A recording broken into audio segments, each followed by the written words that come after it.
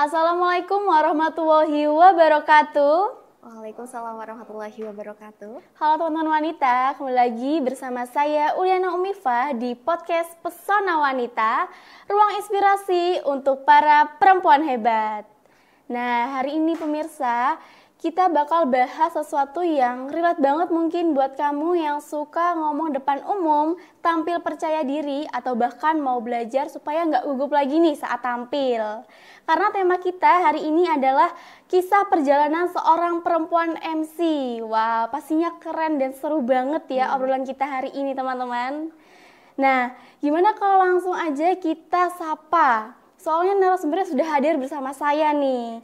Oke, kita sapa ya. Halo, Mbak Nailatul Aziza.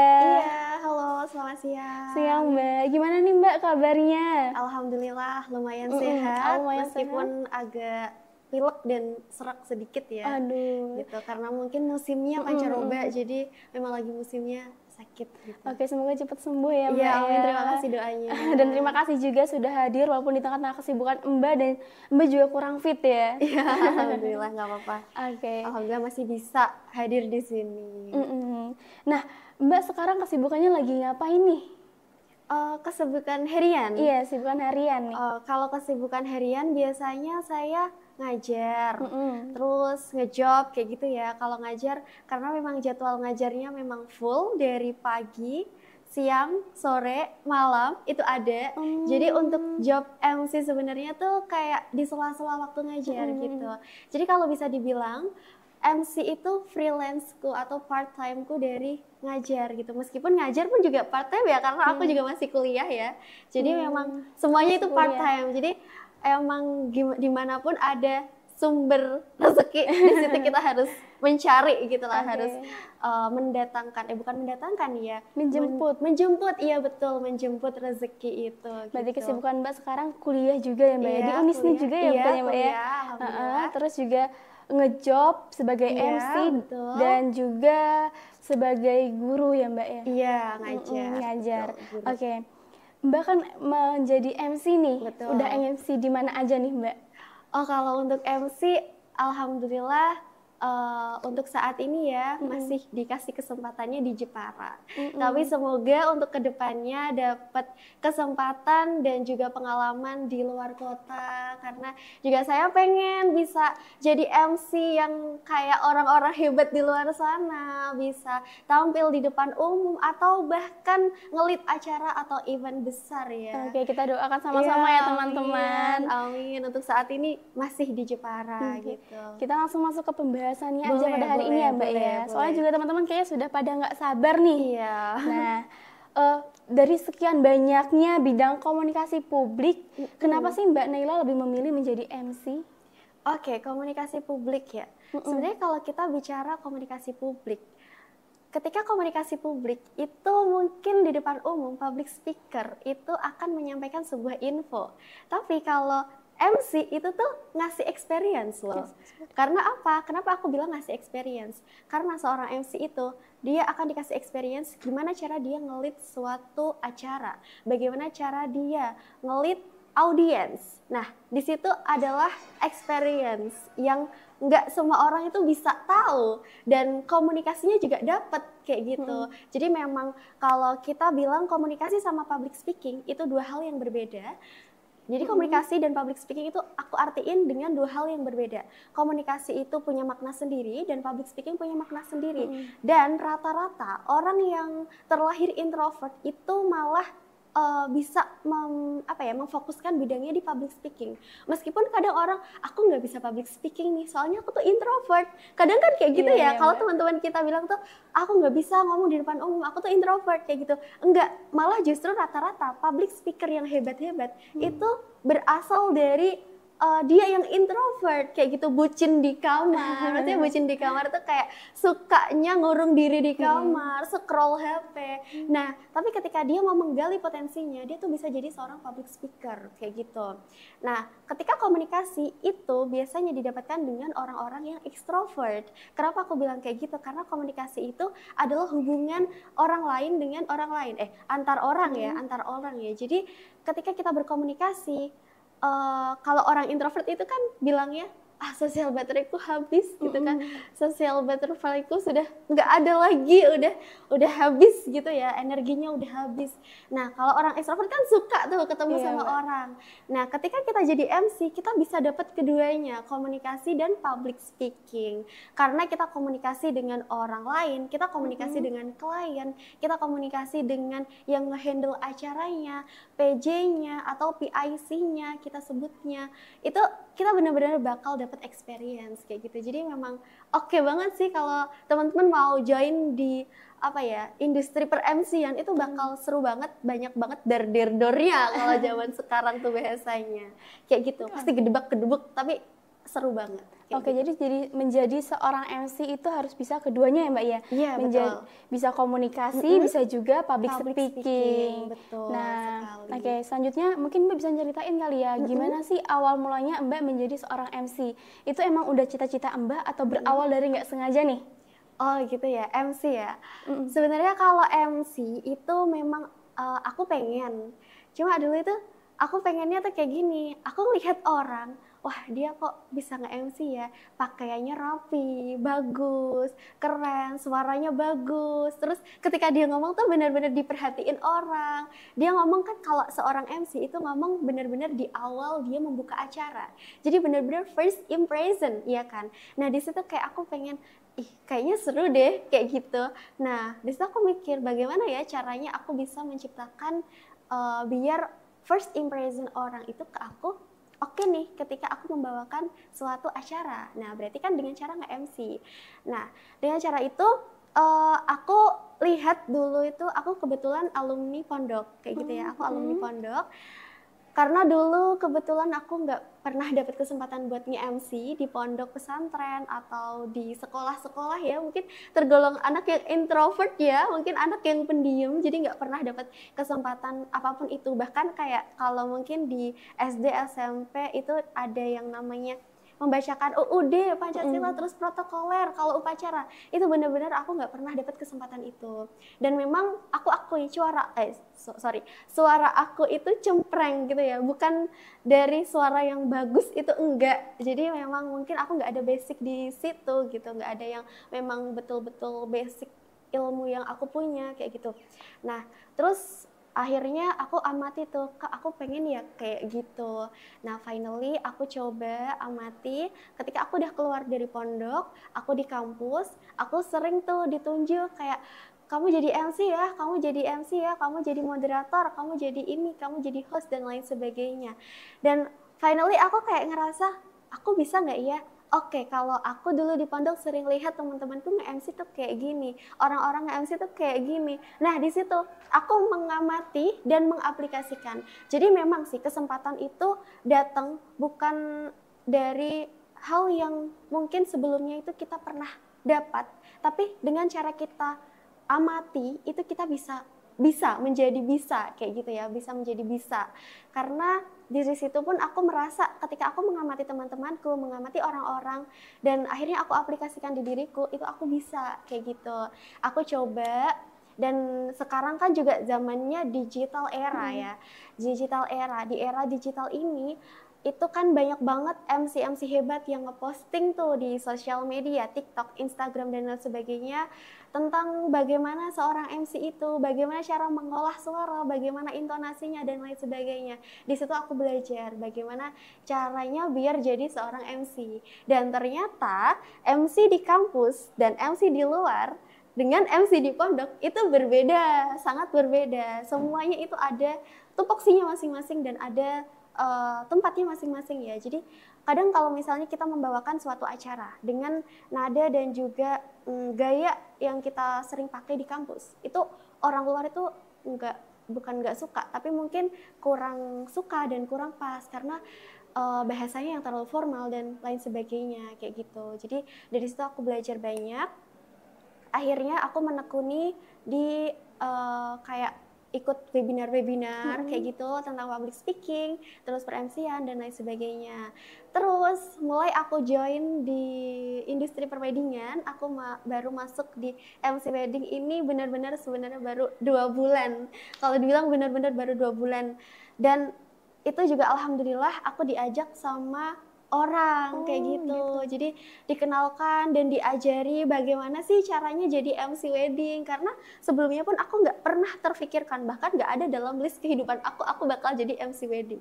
Karena yang ada dalam pikiran aku, MC wedding itu sangat sakral. Aku nggak bisa tuh masuk ke situ. Apalagi aku tipikal orang yang seperti ini, suaraku cempreng. Kalau jadi MC wedding pasti harus yang suaranya berat dan lain sebagainya.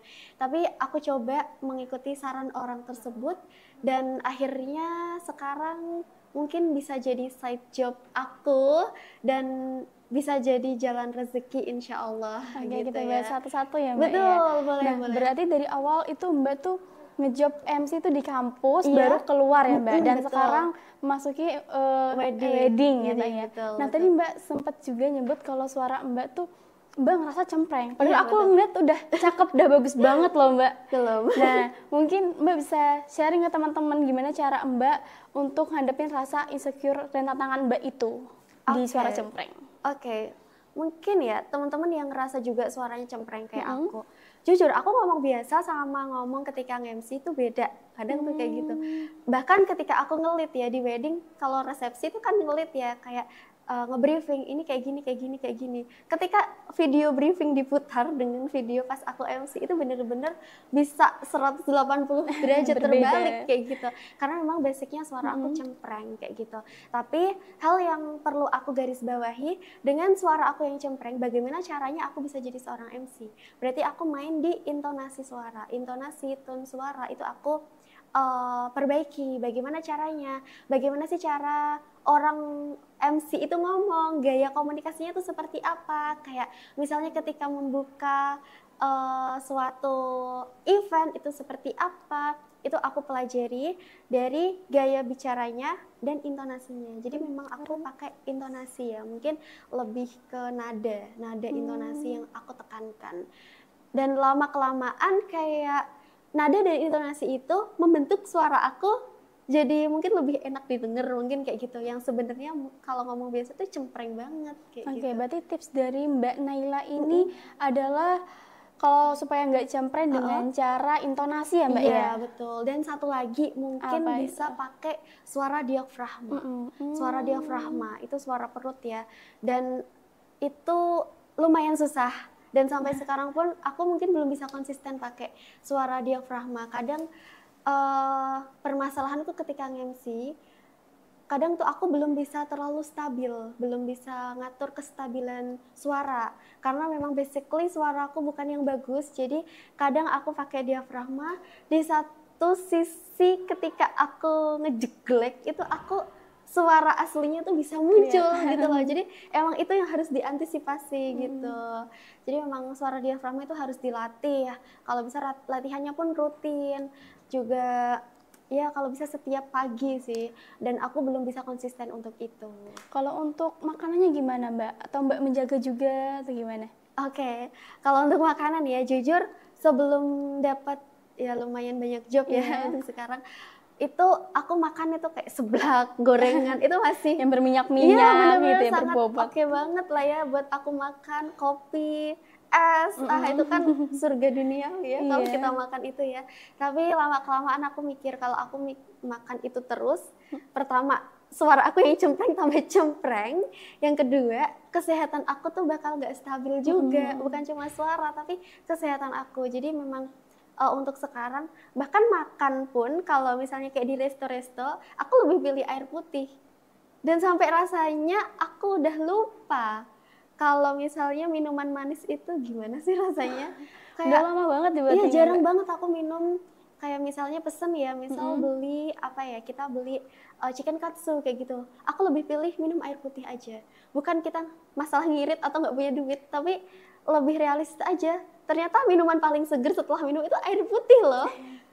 Padahal dulu itu aku kayak yang nggak suka air putih, tapi semakin kesini aku kemana-mana pun selalu bawa air putih. Gitu. Bener banget Mbak, aku setuju Mbak. Aku juga akhir-akhir ini ngerasain seperti itu, kayak lebih seger, lebih plong gitu rasanya. Lebih seger dan muka, terus habis itu badan itu kayak lebih fresh ya, enteng banget kalau kita memang minumnya air putih dibanding dulu yang aku sering minum kopi kayak gitu. Dan bahkan kopi pun aku sekarang udah jarang mengkonsumsi, aku ganti pakai matcha. Memang aku suka matcha dan sekarang lebih seringnya ke matcha daripada kopi. Jarang banget aku minum kopi udahan kayak gitu. Nah, dapat disimpulkan ya teman-teman, untuk mengatasi suara cempreng itu tuh yang pertama intonasi ya Mbak ya. Terus yang kedua tadi apa Mbak? Bisa dengan diafragma. Nah, mohon maaf teman-teman, diafragma. Terus yang ketiga itu bisa dengan menjaga makanan. Iya, betul. Oke. Nah, tadi Mbak juga sempat menyinggung tentang seseorang yang mengajak Mbak di wedding ya, di MC wedding. Nah, mungkin bisa diceritakan siapa sih sosok di balik itu, Mbak? Oke. Mungkin orangnya itu dulu selalu berpesan, aku gak akan pelit ilmu, dan memang ketika aku mengajarkan suatu ilmuku, insya Allah rezekiku tuh akan mengalir lebih deras, kayak gitu. Itu pesan orangnya. Dan dulu orangnya memang gak pernah mau disebut, tapi insya Allah sekarang sudah boleh disebut. Dan saya sebut sekarang orangnya adalah Mas Agung Susilo. Mas Agung Susilo, beliau itu juga seorang MC, dan kebetulan juga beliau sudah jadi MC dari tahun 2023 atau 2022, aku lupa, atau bahkan sebelum itu aku mungkin kurang tahu ya. Tapi beliau memang sudah keren banget, Masya Allah, suaranya juga udah oke banget, mindsetnya beliau juga oke, dan beliau nggak pelit ilmu sama sekali. Karena prinsip beliau itu, ketika aku menyalurkan ilmuku, insya Allah rezekiku akan mengalir deras, kayak gitu. Dan beliau bilang, memang setelah beliau mengamalkan ilmunya itu, rezekinya itu semakin lancar, kayak gitu. Berkah ya Mbak ya. Betul. Berarti. Jadi saya benar-benar bilang terima kasih banyak ke Mas Agung Susilo yang udah ngajarin aku dari benar-benar aku nol loh. Awalnya aku nggak mau masuk di dunia perweddingan karena aku bilang aku kayaknya nggak bisa deh. Kalau misalnya di wedding itu suaranya harus kayak gini, aku kayak kurang bisa kompeten di dalam hal tersebut. Tapi Mas Agung selalu bilang nggak apa-apa Mbak, bisa dicoba aja, dan finally aku bisa gitu. Dan banyak job juga sekarang yang dilempar Mas Agung ke aku. Masya Allah gitu. banget Masya ya Allah Mbak. banget. Oke, Gitu. Aku mau nanya nih, tadi Mbak bilang Mbak sempat gak percaya diri saat membawakan MC wedding. Nah, cara Mbak itu gimana tantangannya itu? Nah, benar. Oke. Kita bilang kalau misalnya setiap orang yang memulai pasti nggak akan yang namanya percaya diri ya. Betul banget, Mbak. Kita itu harus punya confidence, tapi nggak boleh overconfidence. Kayak gitu. Kalau kita belum pernah mencoba dan kita sok-sokan nyoba, itu namanya overconfidence. Tapi hal yang perlu kita ingat, kita harus confidence dengan diri kita. Nah, bagaimana cara aku untuk nge-build my confidence? Itu dengan cara pertama, aku pelajarin dulu. Otomatis aku bakal pede ketika aku sudah ada preparation. Aku tahu nih ilmunya. Orang yang berilmu, ibaratnya orang yang tahu ilmunya pasti akan lebih pede untuk menyampaikan. Iya nggak? Iya, betul. Nah, dari situ aku benar-benar pelajarin dulu bagaimana itu MC wedding. 1 kali, 2 kali aku ikut Mas Agung ngejob, aku amati. Tadi seperti yang aku bilang, aku mengamati. Mungkin aku nggak bisa merasakan langsung belajarnya, tapi aku dengan cara mengamati itu sama aja aku belajar, kayak gitu. Jadi habis aku amati Mas Agung, oh strukturnya kayak gini, caranya kayak gini, rundownnya kayak gini, gimana cara nge-briefing orang dan lain sebagainya. Aku bisa belajar banyak dari Mas Agung. Dan sewaktu ketika aku dibilang Mas Agung, Mbak sudah siap, ini aku kasih job ya pertama di bulan Agustus. Dan waktu itu aku bersyukur banget dan terima kasih banget kepada first client aku, waktu namanya Mbak Desti. Mbak Desti aku juga makasih banget karena beliau pun juga ngasih aku kesempatan buat belajar. Dia benar-benar ngasih ruang aku dan ngasih kesempatan buat aku belajar karena dia tahu aku benar-benar pertama kali aku nge-MC wedding. Dan Mbak Desti ini juga dulu adalah krunya Mas Agung. Jadi Mbak Desti juga mungkin jadi saksi pas Mas Agung pertama kali nge-MC. Waktu itu aku diginiin, nggak apa-apa Mbak, aku pertama kali nge-MC pun juga Desti tahu semuanya kayak gitu. Belum bisa kayak sekarang kayak gitu. Dan Mbak Desti sangat memaklumi itu. Jadi first client aku benar-benar ya Masya Allah baik banget. Aku bersyukur banget di situ, ngasih kesempatan dan ruang buat aku belajar gitu. Oke, aku masih penasaran banget nih Mbak soal Mas Agung. Mbak tuh kenal Mas Agung tuh gimana sih Mbak? Oke, kenal Mas Agung itu ceritanya mungkin nggak sengaja ya, mungkin memang jalan takdir kita mempertemukan ya, jalan rezekinya mempertemukan. Waktu itu aku ada acara Orsya yang memanggil narasumber Pak Hendy Pratama. Pak Hendy Pratama. Iya, beliau kan seorang motivator yang luar biasa banget. Nah, karena waktu itu aku nggak pengen acaraku yang sudah mengambil narasumber yang hebat dan oke banget, dengan moderator yang ecek-ecek sebenarnya, yang abal-abal, dengan orang yang baru ibaratnya mau mencoba-coba, aku nggak mau. Dan intinya aku pengen ngasih yang perfect buat beliau, Dr. Hendy. Lah aku cari-cari di Instagram, aku ketemu sama Instagramnya Mas Agung, dan aku tahu juga, oh Mas Agung ini kayaknya oke nih, suaranya juga oke banget, mantep nih. Terus akhirnya aku coba kontak beliau lewat temen aku, karena kebetulan beliau adalah tetangganya temen aku. Waktu itu aku mikir, emang Mas Agung mau ya? Soalnya mungkin budget aku nggak banyak nih buat ke situ, buat manggil Mas Agung kayak gitu. Dan waktu dikirim press listnya Mas Agung, aku benar-benar shock. Waduh, nggak bisa nih kayak gitu. Jauh banget ya Mbak ya. Benar-benar nggak bisa. Tapi di sisi lain ternyata Masya Allah banget ini, Mas Agung itu dari dulu pengen banget ketemu sama Dr. Hendy. Jadi dengan benar-benar kemurahan hatinya Mas Agung dan kesenangannya Mas Agung ketemu sama Dr. Hendy, beliau benar-benar gak apa-apa Mbak, aku mau kok itu jadi moderatormu dan fee-nya nggak usah difikirkan kayak gitu. Jadi benar-benar dari situ ketemu Mas Agung, dan Mas Agung juga tahu kalau misalnya aku sering MC di luar, akhirnya ditawarin buat job wedding kayak gitu. Luar biasa sekali ya ceritanya Mbak ya. Iya. Oke, aku lanjut nih Mbak. Boleh. Ada nggak sih pengalaman Mbak yang paling berkesan selama nge-MC? Pengalaman yang berkesan, mungkin selama ini selalu berkesan ya sebenarnya, karena setiap tempat, setiap event, setiap klien itu punya cerita masing-masing kayak gitu. Tapi mungkin hal yang gak pernah aku duga itu aku bisa dapat kesempatan nge-MC mungkin di acaranya Ibu Lestari Murdijat, Wakil MPR RI, terus di acaranya Jif Baiwi waktu itu ada sosialisasi pemaparan dari Ibu Diah dari Kementerian Luar Negeri Asia Pasifik. Jadi itu benar-benar kayak, wow, Masya Allah aku dapat kesempatan ini. Aku langsung take action nih. Oke, nggak apa-apa, I take the chance kayak gitu. Aku ngambil kesempatan itu. Terus alhamdulillah sekarang dapat kesempatan di job-job wedding itu juga setiap klien ada semua ceritanya dan berbeda-beda, dan itu semua sangat berkesan karena setiap klien alhamdulillah feedbacknya selalu positif. Tapi mungkin bisa diceritakan salah satunya Mbak yang paling membuat Mbak tuh teringat-ingat terus gitu ceritanya.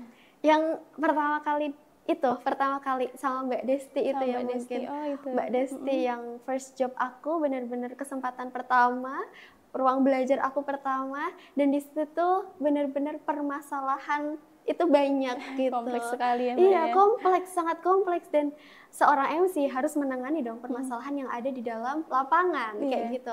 Sedangkan aku benar-benar yang baru join di industri wedding, aku belum terlalu paham lapangan wedding itu seperti apa kayak gitu. Dan di situ Mbak Desti itu kan ada request gitu, request, Mbak aku punya wedding dream nih, kalau misalnya nanti aku temu manten, aku pengen pakai sound instrumen dari Sampai Jadi Debu dan lain sebagainya. Aku inget banget waktu itu Bapak Moden, Bapak Saksi, naib penghulu itu semuanya masih ada di meja akad ya. Kan temu manten acaranya habis akad ijab kabul ya. Terus bapak-bapak itu, Bapak Moden dan lain sebagainya itu belum pindah dari meja, tapi Mbak Destinya kan udah mau keluar temu manten. Waktu aku udah instruksikan kalau setelah ini temu manten, mikrofonnya itu malah diambil sama bapak penghulunya atau naibnya, aku kurang tahu ya. Dan waktu instrumen diputar Sampai Jadi Debu, aku mulai satu narasi, inilah pengantin tercantik kita, gitu kan.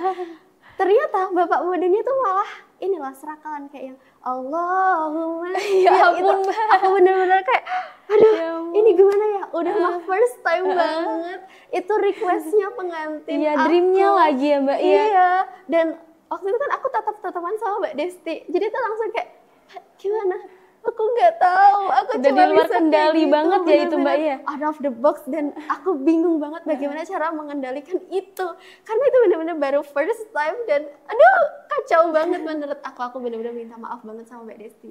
Tapi Mbak Desti benar-benar kayak nggak apa-apa Mbak, nggak apa-apa, bukan salah kamu, nggak apa-apa gitu. Mbak Desti baik banget orangnya, Masya Allah. Masya Allah. Alhamdulillahnya ketemu orang yang baik ya Mbak Iya ya. benar, Kalau misalnya alhamdulillah ketemu banget. orang yang problematik terus malah marah-marah ke Mbak, Iya, bener. waduh. Gimana sih?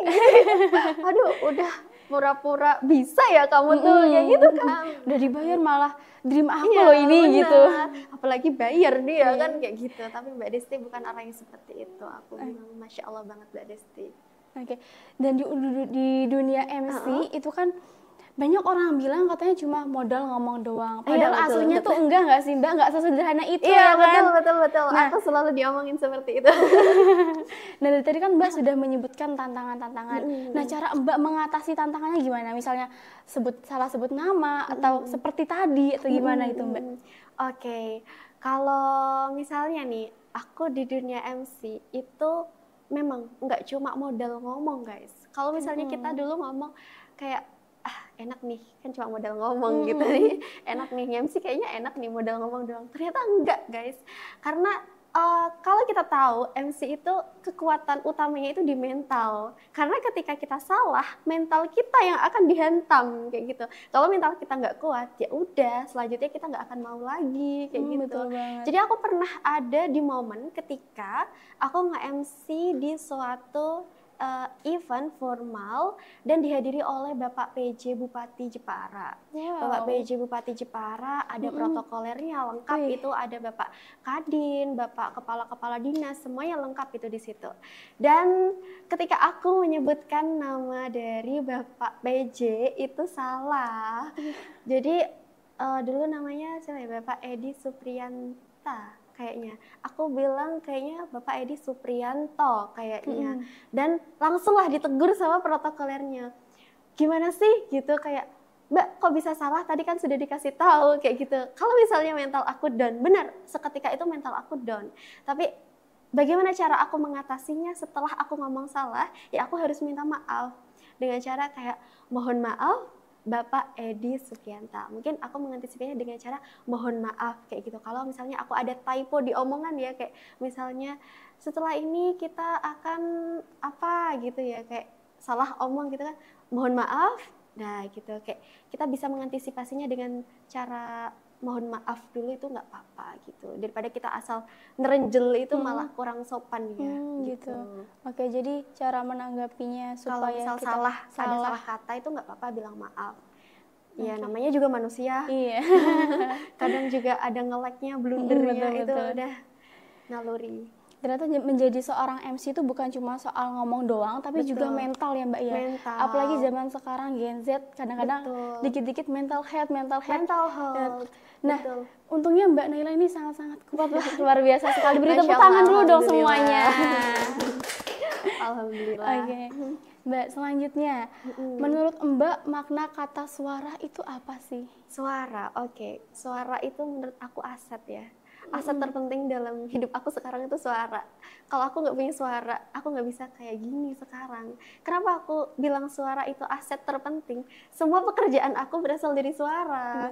Mungkin semua rezeki aku bersumber dari suara. Kayak aku ngajar bukan tipikal orang yang ya udah aku diem di kelas, aku ngasih materi, ini baca di sini, hafalin. Enggak, aku nggak mau yang seperti itu. Tapi ketika aku ngajar, aku harus totalitas kalau bisa. Jadi memang suara itu sumber dari aku menyampaikan gitu kan. Dan ketika nge-MC, ketika suara aku low juga itu bermasalah, otomatis aku nggak bisa tampil maksimal dan nggak bisa ngasih yang terbaik buat klien dong, kayak gitu. Jadi ada saatnya kadang aku butuh recovery atau istirahat. Bahkan seminggu ini aku juga udah nolak job karena kondisi badan aku yang kurang sehat. Mungkin baru ngejob lagi di minggu depan kayak gitu. Nah, berarti suara itu adalah aset ya Mbak ya, dan itu tuh gratis dan kita bisa membuat itu menjadi uang betul, ya Mbak ya. Betul, jadi suara itu gratis. Jadi kalian semuanya itu punya modal. Kalau kalian bilang usaha nggak punya modal, kalian bisa pakai suara kalian karena itu ide udah bagus ini. Benar-benar ilmiah, udah ada di dalam diri kita. Karena ada suatu rumus kehidupan nih, aku tambahin ya. Ada Boleh, rumus boleh. kehidupan. Ada 3. Yang pertama itu uang, Uang, waktu, dan juga ilmu. Mm-mm. Nah, kalau kita pengen punya salah satunya, kita harus merelakan keduanya. Ibaratnya kalau kita pengen punya uang, kita harus punya ilmu dan juga waktu. Nah, bagaimana kita dapat ilmu? Otomatis kita harus belajar dengan waktu kan. Nah, makanya kita maaf. Kalau tadi kita perlu uang, kita harus merelakan waktu dan juga ilmu. Karena ketika kita ingin bekerja, kita harus punya skill dan juga waktu.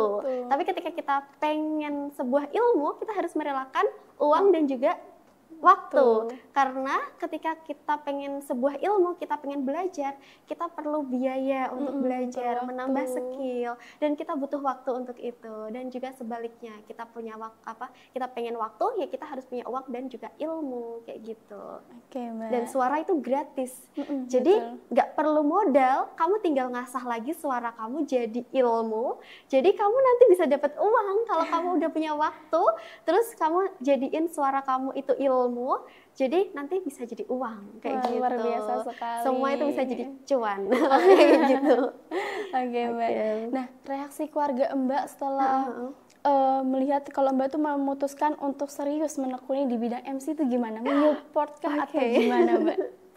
Oke, mungkin sebenarnya kalau di lingkup keluarga, aku itu terbilang introvert ya, Kak. Oh ya? Aku tuh introvert. Di lingkup keluarga mungkin aku cuma mungkin ngobrol seperlunya, have fun sama keluarga. Tapi mungkin kalau kayak just ngomong yang der gitu di depan keluarga itu aku tuh jarang. Bukan hanya keluarga kok, ke teman deket itu aku malah kayak lebih sungkan minder gitu, kayak insecure, karena aku merasa keluarga, teman dekat itu lebih tahu bagaimana sisi gelap kita kayak gitu ya. Jadi aku tuh lebih pede kalau ngomong di depan orang yang nggak aku kenal kayak gitu, bisa langsung ngalir aja gitu dan bisa jadi diri aku sendiri. Dan keluarga aku ketika aku jadi MC, apalagi ngejob di wedding, apalagi kayak ibuku, bapak aku kan tahu ya suara aku cempreng, pasti bilangnya kayak gini, loh MC wedding itu kan harus suaranya harus bulat, harus ibaratnya harus mantep gitu lah, suaranya harus mantep. Dan satu lagi omongan kayak MC wedding itu bukannya harus Jawa ya, sedangkan kalau dibilang bahasa Jawa aku tuh mungkin kurang lah, aku nggak terlalu bisa bahasa Jawa kayak gitu. Karena memang dari dulu pun udah jarang di Jepara, dan bahasa Jawa pun saat ini aku cuma bisa ngoko kayak gitu. Dan ngoko pun itu banyak bahasa-bahasa ngoko yang mungkin aku nggak tahu itu apa sih, kadang aku masih kayak gitu. Jadi kalau untuk mendalami ke Jawa, Pranata Cara itu mungkin aku belum siap kayak gitu, karena aku sadar diri aku basicnya bahasa Jawa aku nggak ada kayak gitu. Oke, berarti ini belum, tapi nanti bisa ya, Mbak ya? Semoga, tapi nantilah kita lihat jalan ke depannya. Kalau misalnya memang nggak bisa, aku nggak mau memaksakan, karena itu bergantungan dengan profesionalitas aku. Kalau misalnya aku nggak bisa dan aku paksakan, itu akan kurang maksimal kayak gitu. Kalau teman-teman ini mau menghubungi Mbak untuk menjadi MC di acaranya, lewat mana ini, Mbak? Boleh banget lewat Instagram aku @nailaziza _A__. Nggak ada underscore-nya, mohon maaf. @nailaziza _A_. Oke, bisa dihubungi teman-teman kalau perlu MC dan MC wedding juga ya, Mbak ya? Iya, betul. Naila Ziza AAA gitu. Belakangnya AAA. Ya karena Instagram aku yang lama itu kehack, jadi Instagram aku baru gitu. Ya, Mbak ya? Iya. Jadi memang ya itulah yang ada di portofolio Instagram, cuma itu aja. Tapi semoga bisa membantu gitu. Oke, Mbak, aku penasaran banget sih, pengen banget ngelihat Mbak nge-MC, boleh dicontohkan nggak ini, Mbak? Gitu ya? Oke, ini mau nge-MC apa nih kalau boleh tahu? Senyamannya Mbak aja, mau wedding boleh, mau biasa boleh, mau keduanya juga boleh kok, Mbak. Oh gitu, mungkin kita, kalau aku lebih seringnya tuh sebenarnya di formal ya. Mungkin segmen-segmen dikit aja ya? Boleh. Dikit aja ya, mungkin aku bisa contohin ketiga segmennya, formal, informal, sama di wedding. Boleh. Gitu, tapi mungkin sedikit-sedikit aja gitu ya. Oke, kita mungkin coba di MC formal. Oke. Bismillahirrahmanirrahim, ini suaranya lagi agak serak ya. Bismillahirrahmanirrahim. Oke, selamat pagi dan selamat datang kami ucapkan kepada Ibu Dia iya. Mohon maaf, kasih aku nama. Misalnya, nama kamu siapa? Uliana Umifah. Uliana Umifah. Oke. Selamat pagi dan selamat datang kami ucapkan kepada Ibu Uliana Umifah selaku Kementerian Luar Negeri Asia Pasifik. Nah, misalnya kayak gitu, itu kalau di MC formal. Dan kalau bisa kita dengan bahasa yang lebih ringan kayak gitu. Kan kadang itu kalau kita bicara formal, apalagi kalau di lingkup kampus, itu misalnya kayak gini. Jadi beda Kak, aku ngerasain di kampus sama di luar itu beda jauh. Kalau misalnya di luar, yang terhormat, gimana ya kalau di kampus, aku lupa. Yang terhormat, Ibu bla bla bla selaku dosen KPI Unisnu Jepara kayak gitu. Nah, kalau di luar kita kayak gitu, itu jadinya kurang ringan pembawaannya. Gitu, jadi memang kita harus mengepasnya lebih santai kayak kepada yang terhormat. Nah, kayak gitu. Kepada yang terhormat, Bapak Bupati Kabupaten Jepara, Bapak Witiarso Utomo SE kayak gitu. Jadi karena suaraku cempreng, aku mainnya di intonasi itu, kayak gitu. Bapak Witiarso Utomo SE selaku Bapak Bupati Kabupaten Jepara, kayak gitu. Itu untuk yang formal. Aku kasih contohnya segmen dikit aja ya, mungkin di openingnya aja ya. Nah, untuk yang informal, beda lagi kalau kita salam. Oh iya, dari salam itu juga bedain loh. Kalau misalnya formal, informal, itu beda. Kalau formal itu tadi kan aku cuma bilang yang selamat datang ya. Kalau formalnya, salamnya aku biasanya gini. Assalamualaikum warahmatullahi wabarakatuh. Mohon maaf. Assalamualaikum warahmatullahi wabarakatuh. Selamat pagi dan selamat datang kami ucapkan kepada rombongan keluarga besar bla bla bla bla bla, atau kami ucapkan kepada Bapak Bupati Kabupaten Jepara, Bapak Witiarso Utomo beserta rombongannya, kayak gitu. Biasanya kayak gitu. Jadi langsung nyambung gitu. Jadi pembawaannya tuh kayak lebih santai, formal tapi santai gitu. Kalau di informal kita lebih enjoy, lebih fun gitu. Assalamualaikum warahmatullahi wabarakatuh, kayak gitu ya. Jadi kalau di informal itu suara cempreng atau kepake. Jadi suara cempreng aku kepake dan kadang itu bisa cempreng banget kalau aku nggak bisa ngontrol kayak gitu. Dan kayak selamat pagi semuanya. Kali ini kita hadir dalam acara Pesona Wanita bersama saya Nailatul Aziza dan juga Uli. Siapa tadi? Umifah. Uliana Umifah. Mohon maaf lupa. Ya, kayak gitu kalau informal. Jadi tone suaranya tuh udah berbeda. Tone nada intonasinya tuh udah berbeda. Jadi harus membedakan informal, formal, dan kalau wedding itu sakral ya. Kalau wedding akad terutama. Akad itu sakral. Tapi kalau aku MC wedding akad itu mungkin bisa 11-12 lah kayak MC formal. Kayak gitu mungkin, tapi salamnya lebih hikmat lagi ya. Assalamualaikum warahmatullahi wabarakatuh. Kayak gitu. Jadi lebih hikmat, lebih ngena. Terus habis itu baru salam takdim kami ucapkan kepada yang terhormat. Nah, kita ucapkan yang pertama dihormati Bapak KUA, terus dan lain sebagainya, kayak gitu. Oke, sebelumnya kita beri tepuk tangan dulu dong teman-teman. Udah dipraktekin sama Mbak Naila. Iya, terus kalau mungkin ada satu segmen ya, misalnya di wedding itu yang di part-part tertentu aku pakai suara diafragma, kayak contohnya kalau kita bacain narasi yang indah-indah tuh, kayak contohnya kalau MC wedding tuh kita perbanyak narasi ya. Apalagi kalau waktunya molor-molor tuh kita MC itu harus pintar nge-improve narasi. Biasanya aku kayak sebelum akad itu aku bilang kayak gini. Tiada janji yang terindah terdengar dari lisan seorang laki-laki kecuali janji akad pernikahan, kayak gitu. Jadi di situ kayak kan ngena ya Kak suaranya. Kalau kita pakai suara cempreng kayak gini kan tiada janji yang terindah terdengar dari lisan seorang laki-laki kecuali janji akad pernikahan, itu akan kurang kurang nyampe sampai hati ya betul, belum kayak nggak kena sampai ke hati gitu. Betul. Jadi memang kita harus tahu posisinya kapan kita pakai suara perut, kapan kita pakai suara yang sumringah kayak gitu. Jadi mungkin itu ya intonasi ya Mbak ya, semua itu bener, dengan intonasi ya Mbak ya. Intonasi bener. Intonasi itu penting banget karena suara aku cempreng. Jadi kalian nggak usah takut kalau suaranya cempreng nggak bisa jadi MC. Aku suaranya cempreng. Kayak gini aja cempreng kan pasti. Padahal menurut aku sudah bagus loh teman-teman. Iya. Oke. Ini pertanyaan yang terakhir ya Mbak ya. Boleh. Nah, ada nggak sih pesan khusus untuk teman-teman perempuan di luar sana yang pengen banget jadi MC tapi masih takut untuk memulai? Pasti banyak banget nih. Oke. Untuk teman-teman yang pengen jadi MC dan takut memulai, biasanya itu berawal dari nervous atau gugup ya. Takut nanti kalau gagal gimana, nanti kalau salah gimana, nervous.